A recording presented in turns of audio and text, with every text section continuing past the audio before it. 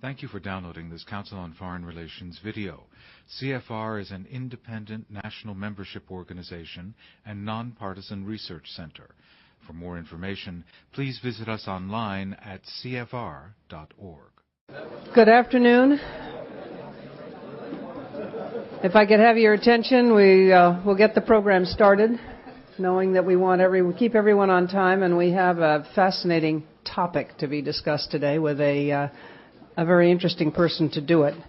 Let me just run through the basics with which I think most of you are familiar. This is a meeting of the Council on Foreign Relations CEO Speaker Series. We ask you to completely turn off any of those wonderful electronic devices that we all go around with. Don't just put them on vibrate, because we are transmitting this to the offices in Washington, and we don't want anything to interfere with that process. So if you could turn them completely off. This is on the record, today's meeting, so we understand that. We will have a presentation and the usual conversation, followed by questions and answers from the audience. And when we get to that, I will ask you to please identify yourselves, step up, stand up, identify yourself, and try to keep your question to one instead of a multifaceted of questions. We are very fortunate to have the CEO of Areva with us today. And Lavergent, you have her resume, so I'm not going to go into it. But Areva is a multinational. It's in 100 companies, some 48 to 50,000 employees, involved in nuclear and green power, renewable power. It is a company that is growing. It is a company that is actually setting the standard for transparency, safety, and exploring new ways of providing power that enables us to clean our environment at the same time of assuring the ability to have economic growth in an affordable way. Madame Lavergent is someone who has basically started the company. She was in 2001 and has seen it grow to your 2011 first quarter earnings were just under 2 billion euro, as I recall. She is the perfect person to be talking about a subject that is of enormous interest to all of us, not just because of what's happened in Japan, but also because this country is facing the challenge of something that we desperately need and have not had yet in this country, which is called an energy policy. We need one, and I can think of no one better to talk about how that policy might look, what the future for nuclear and for green power is, than today's speaker. And with that, I will turn it over to Madame Lavergent.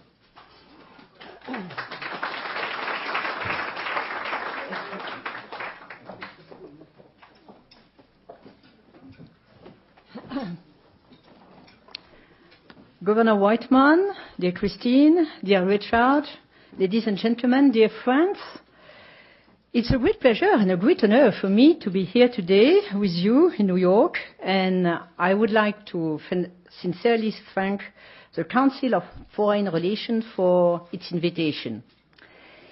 Today we are here to talk about our energy future. That was a request, so I'm going to try to answer to it.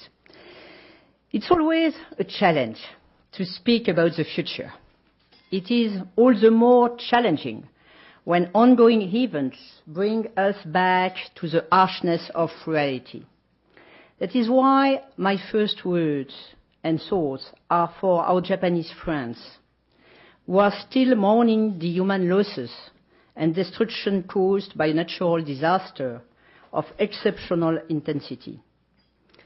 The courage and composure of the Japanese people while facing this tragedy warrant both respect and admiration.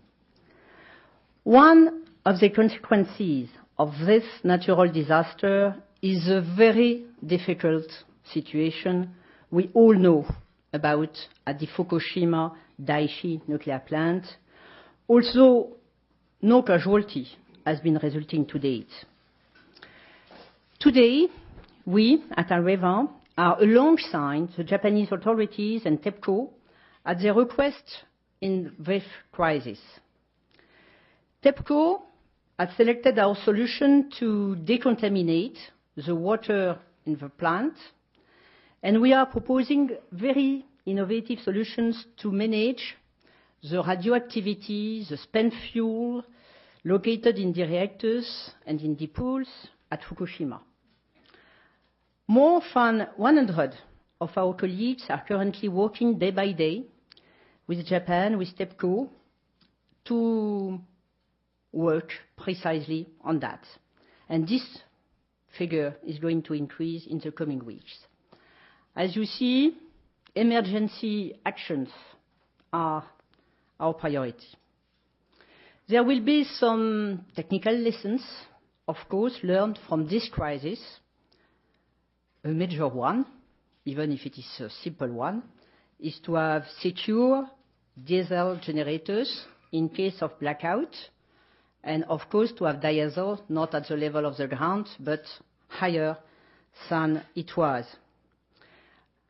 May I say, and of course it's difficult to say it now, but that our new generation of reactors, EPR, ATMEA, we are developing with Mitsubishi, or Kerena, we are developing with E.ON, all the features are redundant, independent, and of course, and I was sometimes criticized for that.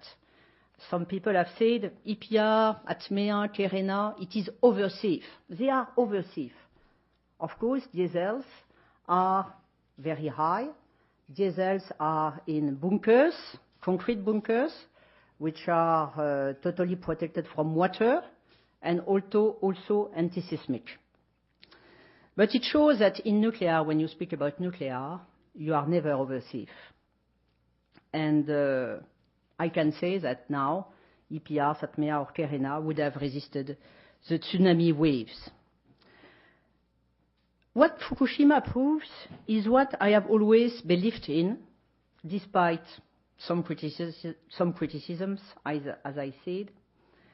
Our energy choices, our energy future, must be built on the basic triangle made by safety, security, and transparency.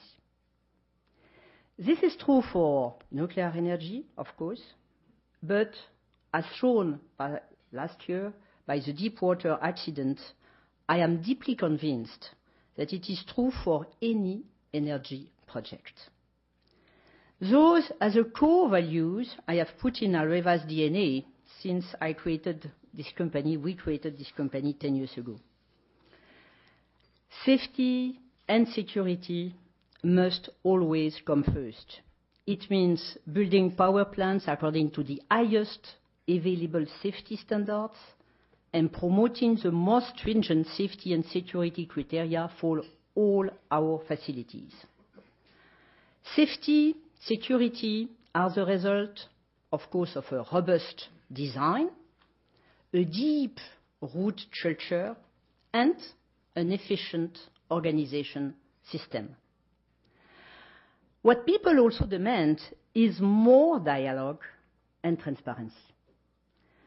When I joined the nuclear industry 13 years ago, I decided to install webcams at that time, in our lag recycling plant. I opened the doors and windows of what was then perceived by public opinion as a bunker, but in a bad interpretation. We have since engaged in a continuous dialogue with all our stakeholders, including opponents to nuclear energy. We don't choose our opponents, so you have to discuss with them too. We will continue this dialogue as we have always done. We will continue to participate in the debate on energy choices. We will do it more than ever. We face exceptional circumstances, but we should not forget the structural challenges we have to tackle. Energy security, access to affordable and competitive energy, unavoidable lower CO2 emissions. The fundamentals of the energy choices have not changed after Fukushima. In the United States, the third most populated country in the world and the largest, by far, energy consumer in the world, you certainly know better than any other country that we have to answer this key question: how to satisfy our growing energy needs safely, at a stable and competitive price, while decreasing our CO2 emissions and protecting our natural resources. In solving this equation, we need to be realistic and creative. Being realistic means facing the truth by assessing the situation as it is. The US is heavily dependent on fossil fuels. Their prices are very volatile, yet stable and low energy prices are essential to long-term economic growth.